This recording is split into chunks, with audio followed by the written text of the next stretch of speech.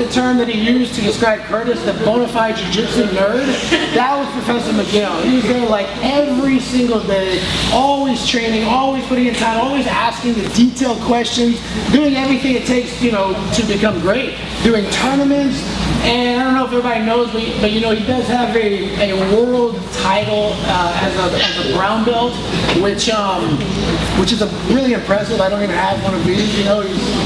He's very accomplished, but he lost a lot of matches too. You know, we went on a lot of trips where like he went and he had those matches where it didn't go his way, and it's frustrating and it can be kind of heartbreaking. But he always loved jiu-jitsu more than winning. He always loved the experience of improving more than just whatever medal they were giving out that day. So he's a true martial artist. He just embraced it and always came in. And at that time, everything was going pretty well because he had a regular, a nice job. It was kind of a supervisor position. He could take off a couple hours at lunch and come in and just train and get really good. And then life happened where the company he was working for changed and had some major changes, and he was in a position where he no longer had that job. And then I remember talking with him, like, hey, well, what do you want to do? He's like, well, I either go back into the same field, you know, for another company, or my dream has kind of always been to open a martial arts school. And y'all know the choice that he made when he talked about the little hole in the wall, which was literally, if you didn't see that school, it was about as big as that bench over there. It was tiny. You could only have 1 or 2 sparring matches going on at a time. But I started the same way. I started in my dad's garage, and that's what you have to do. And he had, you know, that goal, he said, since he was younger. But now, how old were you then? 40? 40. So he already had kind of an established life. So that's not an easy decision to make. You know, at that time when you already, you know, have, kind of been set, and now you have, you know, jiu-jitsu, you have to love it. You have to love it. You have to love the idea of teaching and giving back. And we really live for moments like these because we don't get to experience this energy every day. The behind the scenes is sometimes the frustrations and the heartache that goes with running a business and coaching and trying to make ends meet and build a staff and then moving to the next place and I mean, like, this is great. This is the grand opening. Everything seems perfect, but this was hard. This is years in the making.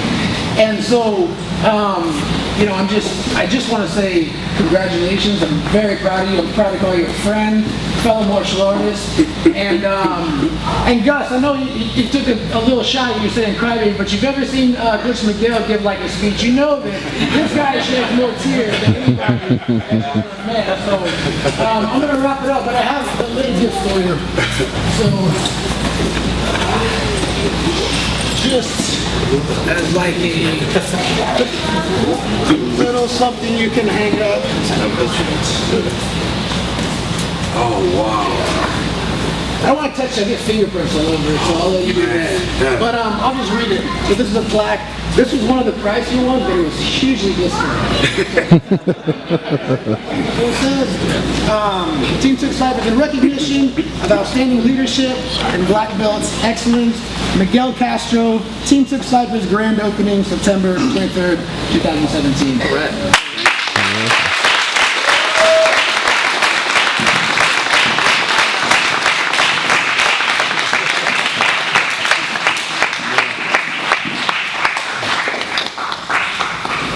Thank you so much. Thank you so much.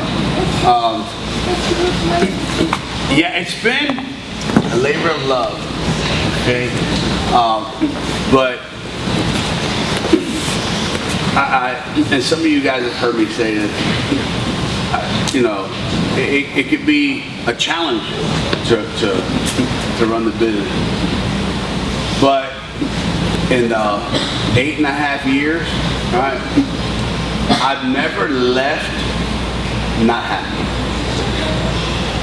All right, I've had, you know, oh man, I got to do this, and reporting taxes, and, you know, buy stuff and spend money. It can be frustrating. But the minute, you know, I get on the floor and I teach, right, it all goes away. And at the end, when I go home at night, I never leave regretting having the school. All right. And, you know, we were challenged with a question a while back. Would you give up your black belt for $1 million? But if you gave it up, you lose all the experiences, all the trips, all the tournaments, the ups, the downs, right? All the people that you've got to meet, all the kids that you got to impact, right? The friendships that are made, the brotherhood that's been established. Would you give that up? And there's no way. There's no way I'd give it up. If I had a regret, it'd be that I didn't start sooner. You know, having the school. But I mean this from the bottom of my heart. I love each and every one of you guys. And you know, I'm not, like Sean said, I'm not rich financially, but in how I've been blessed to be a part of your guys' lives, I'm pretty wealthy. You know, I'm pretty wealthy and very satisfied, and I appreciate every one of you guys, and I couldn't do it without the support of you know, there's Lorena outside with the fajitas, Erica, who's helped put all this stuff together, you know, my brothers, my comrades that always come out to support. You know, I mean, Robbie came in from Austin, you know, the late night talks, you know, the pickup talks,